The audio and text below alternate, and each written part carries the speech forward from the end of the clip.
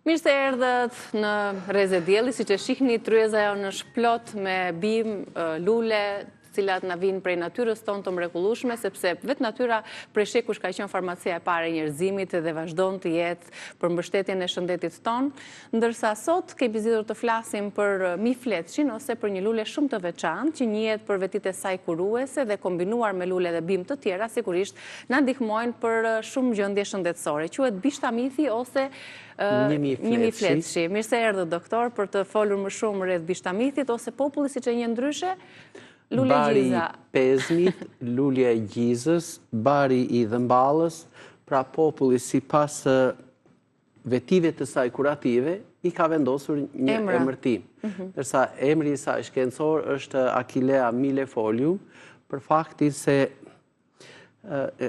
nga mbiemri ne na duket sikur millefolium do të thotë një mifletçe, pasi kjo ka këto kjo është gjetje e saj. Dhe këtu sikur ti numërosh, janë me të vërtet, nuk mund të themi që janë 1000, por ishtë ngjitur kjo një mifletçi. Por këtu tashin në brendësi të këtyre gjetëzave të vogla që duken tamam si gishta që punojnë për të marrë nga nën toka ato vlerat e çmuara dhe për t'ia transmetuar njeriut për shëndetin e tij. Pra, duket sikur janë me të vërtet, por në brendësi të këtyre gjezave ndodhen edhe 2 lëndë aktive. Njëra është miela dhe tjetra është nga kjo ka marrë dhe prandaj ka marrë dhe këtë emërtimin, një përbërje, si thuash, e disa acideve, kafeik dhe klorogjenik, që na ndihmojnë më së miri edhe në dobësimin e trupit, por njëkohësisht që janë edhe antioksidant të fuqishëm për mbrojtjen e njeriut, e shëndetit të njeriut. Pra, duket sikur kjo bimë me mesazhet që na jep, duket sikur na thot, shikojini vetitë e mia, unë thot nuk flas me madhështinë e lules, por me veçantitë e saj. Pra, kjo bimë që unë kam në dorë këtu, pra Achillea millefolium, që Achilli e përdorte për mjekimin e plagëve të luftëtarëve, prandaj e ka marrë edhe këtë Achillea, atëre flet me të vërtet me përbërësit e saj kimik. Pra mund të themi që është një laborator i tërë mikroelementësh që ndodhet qoftë tek lulet, qoftë tek këto gjethet, po pse jo edhe tek kërcelli. Pra edhe lulet i kanë të shumëzuara, edhe gjethet të shumëzuara, edhe vlerat po ashtu besoj janë. Këto lulet janë tamam si yjet vogla. Pra nëse unë do ta këpus një, ka 5 petale, është shumë e brisht e vogël. Ja, kjo është një lule. Atëre, në ç'kushte rritet kjo lule? Kjo është një bimë barishtore 2 vjeçare, rritet në toka, si thot populli, kërnall, domethënë, guriçka, toka të thata, mjafton që ato të përmbajnë hekur. Pasi në brendësi të këtyre gjetheve ndodhen në 100 gram gati 60 mg hekur. Pra është një bimë shumë e çmuara për aneminë e njerëzve të ndryshëm. Pra, në këto lule kaq të vogla ndodhen pika të një vaji esencial që me të vërtet ato të shërojnë me aromë. Por, po të shikohet dhe të analizohet përbërja e këtij vaji esencial, duket sikur kemi të mishëruar ose të marra sa nga kamomili, për shembull ka kamazulenin, sa nga pisha dhe bredhi që ka këtë alfa dhe beta pinenet, sa nga karafili që ka këtë në përbërje të vajit esencial kariofileni, dhe 1.8 cineoli që është më i gjenduri tek kanella. Pra, shiko, një përzierje, si të themi, e këtyre vajrave esenciale që gjenden me shumicë tek shumë bimë të tjera. Dhe njëkohësisht edhe germakroli. Pra, janë me të vërtet përbërës shumë të fuqishëm dhe veprues në organizmin e njeriut. Përveç kësaj, po ta shikojmë këtë bimë që është përdorur historikisht për qetësimin e dhimbjeve të dhëmballëve, qoftë tek fëmijët, qoftë tek të rriturit, e populli ka thënë lulja e dhëmballës, sepse kjo ka veti për dhëmballët, po edhe sot ajo përdoret në këtë mënyrë. Marrim afërsisht, pastrojmë me këtë bishtin e kësaj lules, pastrojmë atë sidomos tek fëmijët, pastrojmë atë gropëzën që mund të jetë krijuar tek dhëmballa, me këtë bishtin e kësaj lules, e shtypim, e vrasim pak 5-6 deri në 10 lule, dhe mandej kjo vendoset në atë pjesën e gropëzuar të dhëmballës. Pra, brenda 5 minutash, efektin kjo do të japi me njëherë. Qartë. Ato dhimbjet e dhëmballës fillojnë të qetësohen, të ulen, dhe nuk do të kemi më rishfaqjen e saj brenda disa ditësh. Dhimbjet e dhëmballës, dhimbjet menstruale ju thatë pak më herët, për çdo lloj dhimbje përdoret kjo bim apo janë të specifikuara llojet? Shumë bukur. Për shembull, nëse ne do ta shikojmë këtë, kjo përmban kështu kumarina në brendësi të saj, pra ta shikojmë këtë bim, të cilat kanë veti antispazmolitike. Këto kumarina që ndodhen në brendësi të lules, te i qohen, si thuash, tek një çaj, dhe femrat mund ta përdorin 6-7 ditë para ciklit dhe 2 deri në 3 ditë gjatë ciklit. Femrat cilat nuk shkonin në punë për shkak të dhimbjeve menstruale, femrat cilat si ndryshimet që kanë pasur në stilin e jetesës, pa diskutim. Ne kemi qetësuar fal këtyre bimëve, po si, thjesht fare, duke i thënë, pini 2 deri në 3 gota çaj në ditë me këto bimë. Për shembull, neve marrim për shembull në një enë ku mund të hedhim afërsisht 2-3 gota ujë. Ta përgatisim tani një çaj për shqetësimin e dhimbjeve menstruale. Po rrjedhimisht, doktor, duke qenë se gjatë ciklit menstrual, për shkak të sasisë lartë të hemorragjisë që mund të kenë shumë vajza dhe gra dhe një sasi e madhe e hekurit u mbet më to. Një rrugë e dy punë, pra edhe qetësojmë dhimbjet dhe shtojmë dhe zëvendësojmë sasinë e hekurit duke qenë se u thatë që ka hekur. Pra, shiko, do të rritet niveli i hekurit. Pra, një që është me atë policitemia gravis, nuk duhet ta përdori këtë. Se i rrit hekurin, hekuri më rrit hemoglobinën, hemoglobina kalon mbi vlerat 17 mg. Atëhere, ky grup nuk e përdor, por të gjitha femrat që kanë një cikël të zgjatur, që kanë nga njëherë në një cikël jashtë radhe, dhe në veçanti ato që kanë dhimbje të forta menstruale, pa diskutim duhet të bëjnë këtë çaj. Po, e përgatisim. Atëhere, hedhim 3 gota ujë, hedhim 2 deri në 3 lule nga bishtamithi. Po. Pra, sikur t'jetë kjo e grimcuar dhe e tharë, ne duhet hedhim afërsisht një lugë e gjysmë gjelle. Kjo thahet kështu siç është me gjithë gjethet jeshile apo vetëm pjesa e luleve? Këputen bishta, se bishtat e asaj mund shkojnë deri në 40 cm. Po, siç duket. Neve i marrim aty ku fillojnë degëzimet e luleve. Po, dhe kështu thahet. Për çdo që ka interes është një lule shumë e shtuar, e gjem kudo. Po, patjetër. Shtojmë tjetër? Do të shtojmë një lugë gjelle kalendul. Po. Atëhere, ja. Kalendulën si vjetë në e falë edhe një tharëse e të mirë që kemi vendosur, e kemi bërë... Ka ruajtur ngjyrën, ngjyra është fantastike. High class, do. High class. Pra, kalendul. Dhe shtojmë edhe barblete. Po sa? Për shembull, një fije.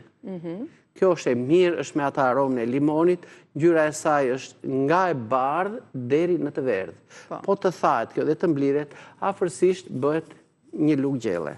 Atëhere, këto që i kishim nga ferma jonë, neve i sjellim këtu pranë qytetarëve. Dhe i themi, sjellim një copës natyre, një copës farmacie natyrale. Në qoftë se neve këtë gotë çaj do ta lejmë afërsisht 15 minuta që të përvëlohet këtu, do të përfitohet një çaj i cili që ditën e parë, të dytë, të tretë, do të jetë si regulatori mirë i ciklit, neutralizohen, për të mos thënë zerohen dhimbjet menstruale, dhe pak e nga pak, organizmi fillon që ta rimarrë veten në drejtim të... Që të shmangim sa do pak dhe ilaçet farmaceutike, sepse janë dhe vajzat vogla të cilat e vuajnë këto dhimbjet menstruale dhe detyrimisht do të përdorin diçka qetësuese, por ja, kur na vjen një përzierje krejtësisht të natyrës. E mrekullueshme nga natyra. Po. Kalendul, barblete dhe lulen e bishtamithit, ose të një fletshit. Çaj do t'jeti mrekullueshëm, ka një aromë karakteristike, unë nuk e thash kot që kjo sikur ka marrë për shembull dhe ka huazuar sa nga pisha dhe bredhi, ato vetit më të qëndësishme të saj, sa nga karafili dhe kanela, po ashtu edhe nga lulja e kamomilit. Se vendosa këtu enkas pranë kamomilit, po patjetër. Ta ardhur posaçërisht me këto lulet e freskëta të njoma me ngjyrë dhe aromë fantastike, kështu që mund të vazhdojmë me kamomilin, mund t'i shtojmë dhe kamomil treshes. Mund t'i shtohet, po mjaftojnë këto të treja janë të mjaftueshme.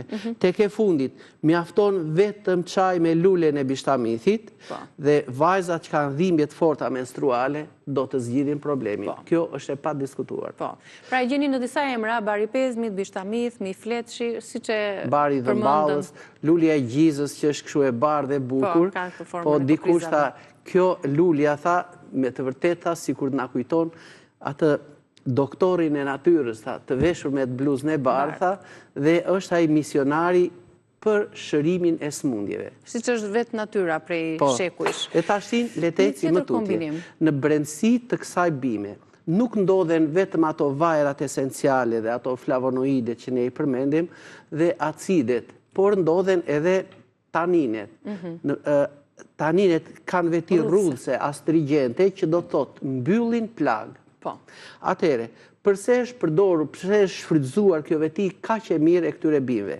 Kur themi mbyllin plag dhe në veçanti plagët që mbyllen me vështirësi falë pranisë së lagështirës, atëre, në të gjitha rastet kur kemi pezmatim, acarin, do më thënë skuqe të mureve të stomakut, të zorve, kur kemi ndonjë ulçër të krijuar në këto organe, kur kemi ndoshta edhe ndonjë problem tjetër, ndonjë polip e kështu me radhë në zorët e holla, kështu më falni, edhe në zorën e trash kryesisht, atëre do t'ishte me shumë dobi përdorimi i kësaj bime, por që kjo e pëlqen, si thuash, është shumë miqësore edhe me bimë të tjera, në mënyrë që ne të krijojmë me të vërtet një ansambël të tërë kurativ, në drejtim të mbylljes së këtyre plagëve që janë në brendësi të sistemit të tretjes. Po cilat mund të marrim nga bimët ndihmuese të tjera? Le ta shikojmë për shembull, unë kam këtu një bimë të cilët njerëzit e shohin në natyrë dhe kjo nuk është më e gjatë se 10-15 cm. Por për nga vetit e saj kurative, kjo është e mrekullueshme për mbylljen e plagëve në lagështirë.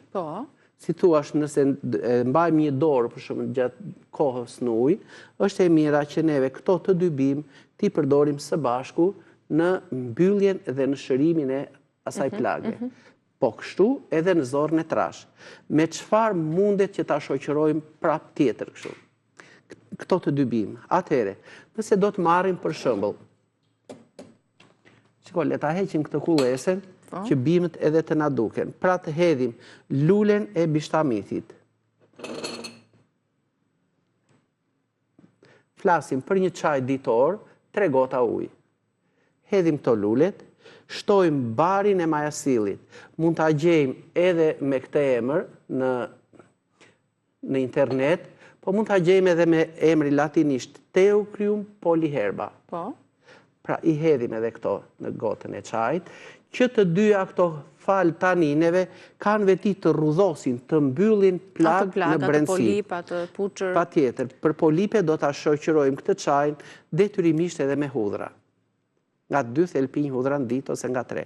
Shiko, këtu kemi këtë nenexhikun, dhiozën, nagjazën. Të ka një aromë, më besoni, fantastike. Këtë gjithën e holl, të imët. Pra, mund të shtojmë afërsisht kaq mendër dhe nëse njerëzit kanë, për shembull, tendencën e një diareje të shpesht, atëhere le t'ju japim një recet, një formulë tashi.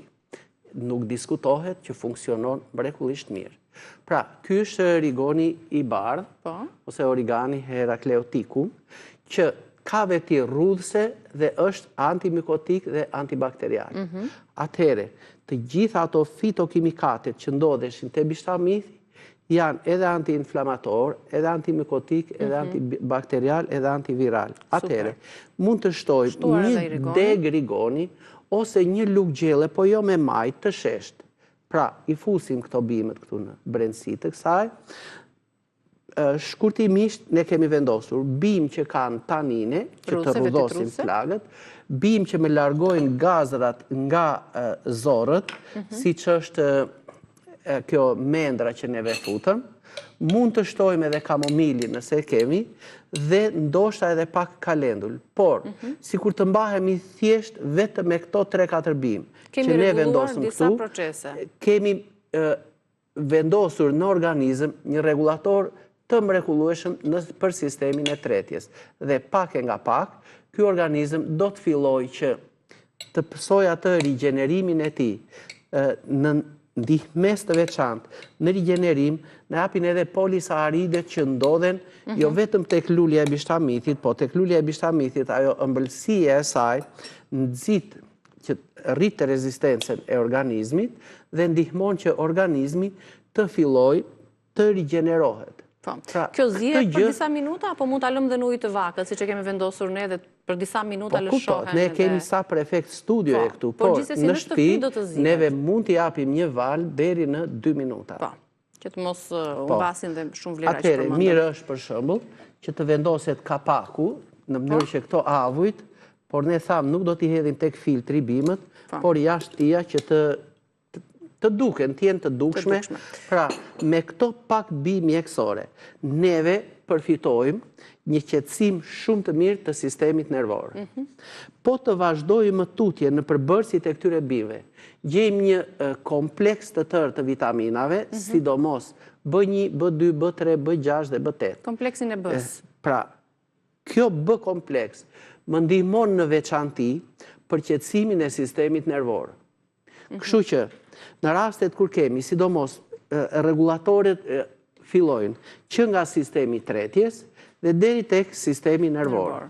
Atere, për ta fuqizuar pak më tej veprimin e kësaj bime për qetësimin e sistemit nervor, ne përsëri është mirë që të marrim barin e bletës ose kamomilin, pra cili të kemi njërën nga këto të dyja, dhe nëse do të kishim mundësi që të përforconim, si të thuash, edhe sistemin e qarkullimit të gjakut, mund të fusim në këtë çajin edhe 2-3 gjethe për një ditë të ginkgo bilobës.